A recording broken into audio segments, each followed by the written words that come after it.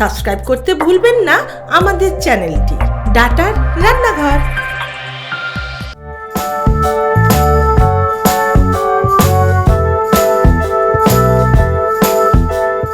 নমস্কার, আমি ঝুমু বিশ্বাস। আমি আসছি কল্যাণী থেকে। আজকে কিন্তু আমি চলে এসেছি ডাটা গুঁড়ো মশলার রান্নাঘর। আজকে আমি তোমাদের সামনে কি বানাচ্ছি চলো ঝটপট আমরা একবার দেখে নিই। প্রথমে আছে ডিম, যেটা 4টে নিয়েছি, এটা হাফ করে আমি কেটে রেখেছি। এখানে ফোড়ন দেওয়ার জন্য আছে শুকনো লঙ্কা, কারি পাতা, কাঁচা লঙ্কা, গোটা রসুন, সর্ষে, হলুদ গুঁড়ো, লাল লঙ্কার গুঁড়ো, চিনি, নুন, গোলমরিচ গুঁড়ো। এটা একটা স্পেশাল ভাজা মশলা যেটা কিন্তু রান্নার স্বাদ আরও বাড়িয়ে দেবে। এর মধ্যে আছে 5 ফোড়ন, জোয়ান, গোটা জিরে, এটা শুকনো খোলায় ভেজে রাখা আছে। এখানে আছে জিরের গুঁড়ো, আর আছে এখানে পেঁয়াজ, টমেটো, রসুন, এটা তেলে ভেজে মিক্সিতে পেস্ট করা আছে, গোটা রসুন, আর আছে পেঁয়াজ কুচানো। আর সমস্ত রান্না জুড়ে আমার লাগছে সর্ষের তেল। এবার তাহলে আমি রান্নাটা শুরু করলাম। প্রথমে আমি ইন্ডাকশনটা অন করে দিলাম। এবার আমি সাদা তেল পরিমাণ মতো দিয়ে দেবো। তেলটা একটু গরম হোক, তারপর আমি একে একে সমস্ত ফোড়নগুলো দিয়ে দেবো। দিয়ে দিলাম শুকনো লঙ্কা 2টো, একটু ফাটিয়ে দিলাম শুকনো লঙ্কাগুলো। সর্ষে, কালো সর্ষে দিলাম, দিয়ে ফোড়নটা একটু নাড়াচাড়া করে দেবো। সর্ষে আর লঙ্কাটা আমাদের কিন্তু ফোড়নে বেশ হয়েই এসছে। এবার আমি এখানে অ্যাড করে দেবো বেশ কিছু কারি পাতা।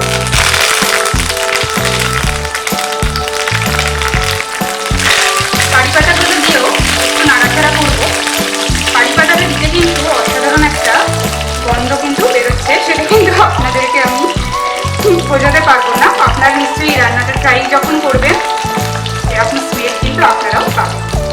এবার আমি একে একে এখানে দিয়ে দেবো মশলা বাটা, যেটা আমি পেঁয়াজ, টমেটো আর রসুন একসঙ্গে তেলে বেটে এটা মিক্সিতে পেস্ট করে রেখেছিলাম, সেটা আমি এবারে দিয়ে দেবো। গোটা একটা টমেটো ছিল, গোটা পেঁয়াজ আর 6টা রসুনের কোয়া ছিল। দিয়ে এটাও আমাকে হালকা একটু নাড়াচাড়া করতে হবে। এই মশলাটা যতক্ষণ কষানো হচ্ছে আমি একটু মশলাটা সরিয়ে দেবো, দিয়ে এখানে যে তেলটা থাকছে তার ভিতর আমি এই গোটা কয়েকটা রসুনের কোয়া দিয়ে দেবো, আর দিয়ে দেবো পেঁয়াজ কুচি। দিয়ে এটা এবার একসঙ্গে নাড়াচাড়া করবো।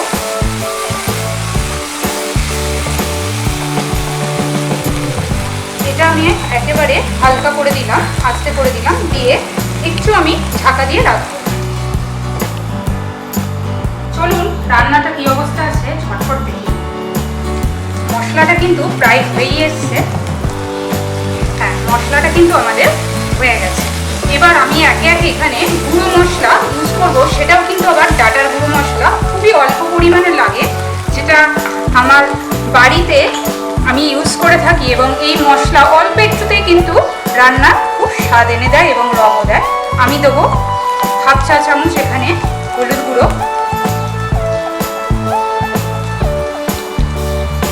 জিরের গুঁড়ো, পরিমাণ মতো নুনটা দিয়ে দেবো, আর দেবো চিনি। দিয়ে আবার ওই মশলার সঙ্গে এটা কষিয়ে নেবো। অল্প একটু জল দিয়ে দেবো, নাহলে এটা কড়ার সঙ্গে ধরে যাবে।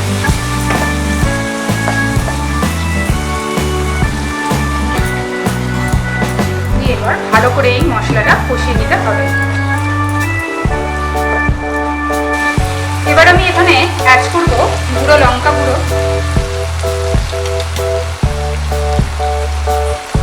দিয়ে মশলাটা একটু কষিয়ে নিয়ে আমি এবার এখানে জল দিয়ে দেবো।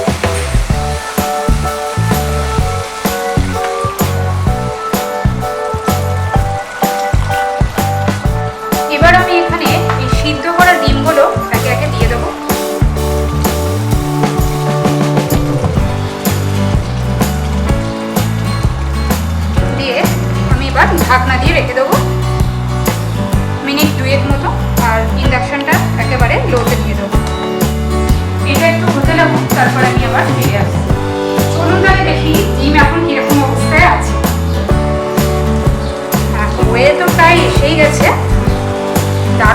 স্মেল কিন্তু বেরিয়েছে। আর যেহেতু আমাদের পুরো রান্নাটা জুড়েই ডাটা মশলা, তাই জন্য দেখুন রংটা অসাধারণ কিন্তু এসছে। তাই আপনাদেরও কিন্তু বলবো, আপনারাও কিন্তু বাড়িতে সবাই কিন্তু ডাটা গুঁড়ো মশলা ইউজ করবে, যা একটুখানি দিলেই কিন্তু রান্নার অপূর্ব একটা স্বাদ এসে যায়।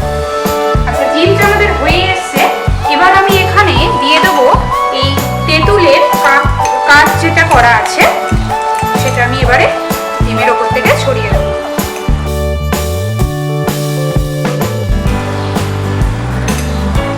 দিয়ে একটু হালকা একটু নাড়াচাড়া করে নেবো।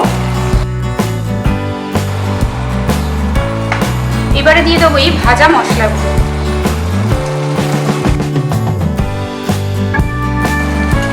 দিয়ে এবার আমি ইন্ডাকশনটা অফ করছি, আর এই চাপা দিয়ে আমি 2 মিনিট মতো রেখে আপনাদের সামনে পরিবেশন করছি। রান্না তো আমার কমপ্লিট, তবে পরিবেশন কিন্তু বাকি আছে। চলুন তাহলে পরিবেশনটা একবার করে নিই। দেখুন ঠিক ডিমের টক ঝাল ঠিক এরকম অবস্থা এসছে। এবার আমি এখানে একটা সার্ভ করার জন্য বোল নিয়ে নিয়েছি, আমি একে একে তুলে নেব।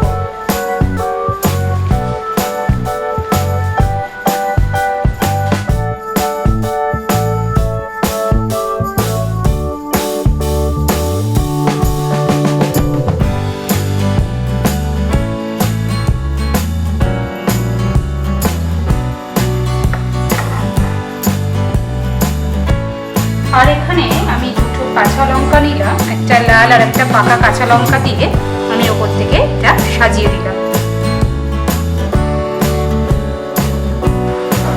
তৈরি হয়ে গেল আমার ডিমের টক ঝাল। আচ্ছা বলুন তো দেখি, আজকের এই রান্নাটা জুড়ে আমি একটা বিশেষ পেস্ট বানিয়েছিলাম, সেটা কি কি পেস্ট এবং কত পরিমাণ, সেটা কিন্তু ঝটপট কমেন্ট বক্সে লিখে ফেলুন। আর আমার মতো আপনারা চলে আসেন কিন্তু ডাটা গুঁড়ো মশলা রান্না করেন। আর রান্নাটা কিরকম হলো অবশ্যই কমেন্ট করে জানাতে পারেন, আর অনেক অনেক শেয়ার করুন। তাহলে আজকের মতো এখানে নমস্কার। আপনি কি হতে চান ডাটার রান্নাঘরের সদস্য? আপনার বিশেষ রেসিপিটা সব বন্ধুদের সাথে শেয়ার করতে চান? তাহলে আজকেই রেসিপিটি বানিয়ে ফেলুন আপনার ডাটার রান্নাঘরে, আর সেটি রেকর্ডিং করে পাঠিয়ে দিন আমাদের এই হোয়াটসঅ্যাপ নাম্বারে। আমাদের বিচারকদের সিদ্ধান্তে যদি তা গ্রহণযোগ্য হয়, তাহলে অবশ্যই পরের পর্বে ডাটার রান্নাঘরে পাবেন আপনার তৈরি করা রেসিপিটা।